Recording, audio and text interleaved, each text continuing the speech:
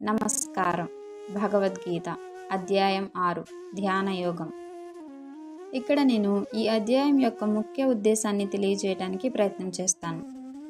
ఉద్ధరేదాత్మనాత్మానం నాత్మానమవసాదయేత్ ఆత్మైవ హ్యాత్మనో బంధుః ఆత్మైవ రిపురాత్మనః. మానవుడు తన మనసు యొక్క సహాయముచే తనను తాను ఉద్ధరించుకోవాలే గాని అధోగతి పాలు చేసుకునరాదు.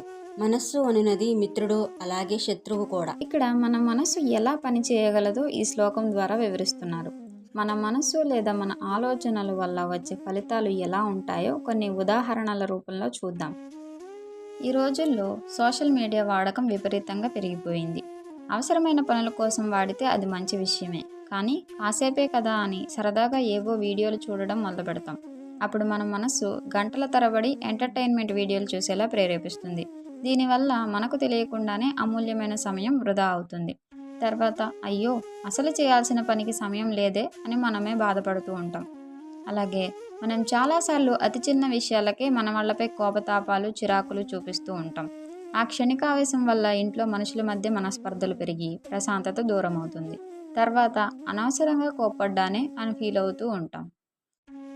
ఒక్కోసారి ఎవరో ఏదో అన్నారనో లేదా ఎవరో మనల్ని వదిలేశారు అనో బాధతో లేదా కోపంతో కరెక్ట్ కాదు అనిపించినా మనకి అనారోగ్యం తెచ్చిపెట్టే అలవాట్లకి బానిసలైపోతూ ఉంటారు. తెలియకుండానే మన జీవితాన్ని మనమే చేతులారా పాడు చేసుకుంటూ స్వయం శిక్ష వేసుకోవడం ఇక్కడ గమనించవచ్చు. ఈ 3 పరిస్థితుల్లోనూ అంతా అయిపోయాక నిదానంగా ఆలోచిస్తే అనవసరంగా ఫోన్ పట్టుకున్నానే, అనవసరంగా కొంత కోపడ్డానే, నేను తెలియకుండానే అడిక్ట్ అయిపోయాను అని పశ్చాత్తాపపడే సందర్భాలే. ఇక్కడ మనం తెలుసుకోవాల్సింది శత్రువు బయట లేడు, మన లోపలే ఉన్నాడు. అదే మన మనస్సు. ఇక్కడ మన ఆలోచన లేదా మనస్సు మన అదుపులో లేకపోవడమే సమస్య. మనం గమనించాల్సింది ఒక్కటే, క్షణికావేశాన్ని మనం సరిగ్గా ఎదుర్కోగలిగితే పరిస్థితి పూర్తిగా మారిపోతుంది. ఆ ఒక్క నిమిషం ప్రశాంతంగా ఉండి మన మనస్సుపై మనం నియంత్రణ సాధించడమే మనల్ని మనం ఉద్ధరించుకోవడం.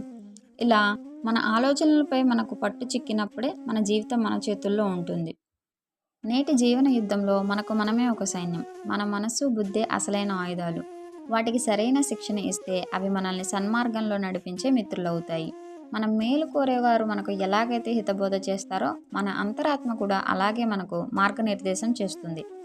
మనం మనసుకు ఒక ఆదేశాన్ని ఇవ్వగలిగితే, ఉదాహరణకు ప్రస్తుతానికి ఈ వినోదం నాకు ముఖ్యం కాదు, నా బాధ్యతే ముఖ్యం అని చెప్పగలిగితే లక్ష్య సాధన వైపు బలమైన అడుగు పడుతుంది.